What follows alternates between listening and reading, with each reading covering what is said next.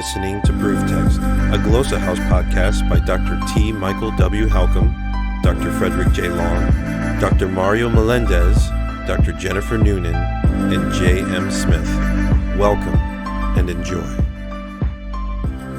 Hello and welcome to Proof Text. I'm Michael Halcomb, and this is an episode of 10 questions. Last time, I was able to be joined by Fred Long and Andrew Koutras, and this time I'm flying solo again. Hopefully, I can get back with JM pretty soon, and we can get in on these episodes together. So, in the 10 questions episodes, what happens is that I just look at a random verse and work through the process of asking 10 questions of it. Now, not giving answers, just asking questions. And what this is meant to do is to help us come to the text with fresh eyes and fresh lenses, and it's a challenge. So I think if you've been watching these, you'll see that, but oftentimes creative fruit is really born from doing this. So if you're watching, I'm going to pull up the random Bible verse generator here, and I'm going to hit next verse until I get a New Testament verse this time, and then we're going to go. So here we go. John 8:44.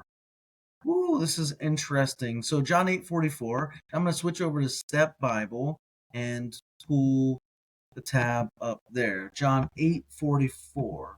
Let's go. That way I can see the Greek. This is an interesting verse. So if you're watching, you can see the text on the screen there, and if you're just listening, I'm going to go ahead and read it. John 8:44. So here we go. It says, oh, that's the Greek. Let me pull the English up here. You belong to your father, the devil, and you want to carry out your father's desires. He was a murderer from the beginning, not holding to the truth, for there is no truth in him. When he lies, he speaks his native language, for he is a liar and the father of lies. All right, this is pretty interesting. I think we can get a lot of questions out of this. So my first and immediate question is, what is the broader context in which this is said? And so who is the you when he says you belong? And that you is plural, so y'all belong. We have a eumis there and an este. So who's the y'all? Y'all belong to your father, the devil. We could probably look at the preceding verses to figure that out. But that's my first question. Who's the you or the y'all? And, how does that influence the interpretation of the verse? Let's see. We have a number of, so that's my first question. My second question, we have a number of terms like father, lies, murderer, and I'm curious about a bunch of these. My first one, we often read in scripture about God being called the Father, but here we have to patros imon, y'all's father. So I'm interested why the devil is being called the Father here when that's a term that is often reserved for God. All right. Then we have this phrase "en aparches," he was from the beginning. So, or just aparches. And I remember that John 1:1 begins in the beginning. In the beginning was the Word. So to say from the beginning that the devil was from the beginning, boy, that's a little trippy for me. So how do we make sense of this? Because it almost, just like on a surface level, seems like putting the God the Father and the Devil Father on a same sort of level. Although I know that's not accurate. So, what does it mean from the beginning? Aparches. From what beginning? Like from the beginning? Like the beginning? Or like what beginning? So that's my third question. It says that when he lies, he's whenever he speaks, whenever he speaks his lies. So otan la to psevdos. Whenever the liar speaks, he speaks from his own. Now, it doesn't say native language as the NIV translates it, so I'm wondering how they get. It's just ton idion. He speaks out of his own ton idion. So I mean that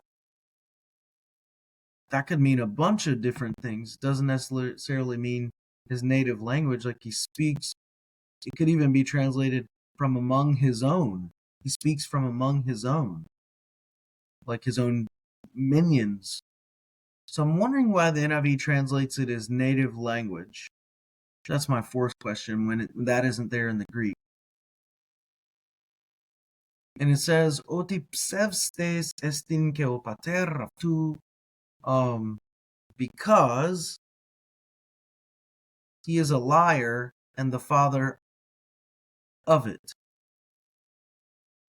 He's the father of lies. So I see sort of, I'm wondering, do we have an inclusio kind of going on or a chiasm going on in this verse? Because it begins by talking about, it says, Umis ectu patros, and then it ends with O pater raftu. So that word pater begins, do we have an inclusio going on or a chiasm? Would need to look closer, but that's my fifth question. My sixth question is this word, so we have anthropoktonos, that's murderer. That one was a murderer from the beginning. I'm just curious, so my sixth question is an easy one. Do we have this word in other places? Looks like we have it, but only in Johannine literature.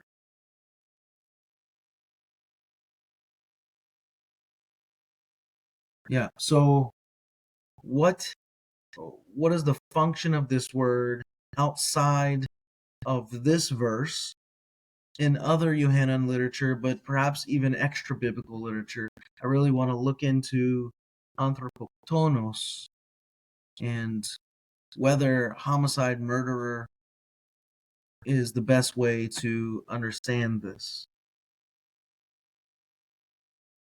We also have, my seventh question revolves around this diavolos,